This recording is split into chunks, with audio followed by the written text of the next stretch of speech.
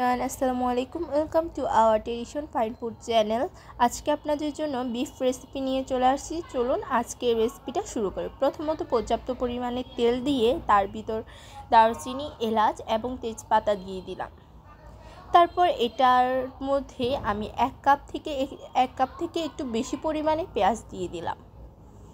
তারপর গিয়ে আদা বাটা, রসুন বাটা এবং গিয়ে জিরা বাটা আমি পেস্ট করে নিয়েছি, তাও শিল বাটায়। তারপর এগুলোকে একসাথে মিক্স করে ফেলবো পেঁয়াজের সাথে।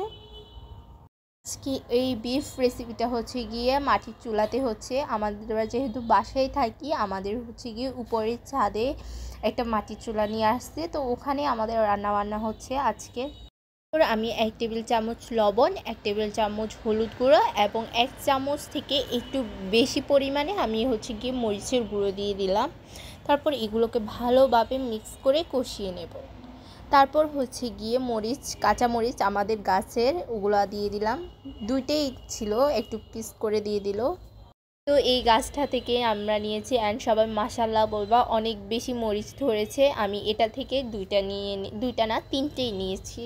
তারপর গিয়ে বিফগুলোকে দিয়ে দিল। তারপর ভালোভাবে নেড়ে ছেড়ে কষিয়ে ফেলবে, একেবারে ভালো করে কষাতে হবে, তাহলে রান্নার স্বাদটা অবশ্যই হবে। তো আজকের রেসিপিটা আমার এই পর্যন্ত। আল্লাহ হাফেজ।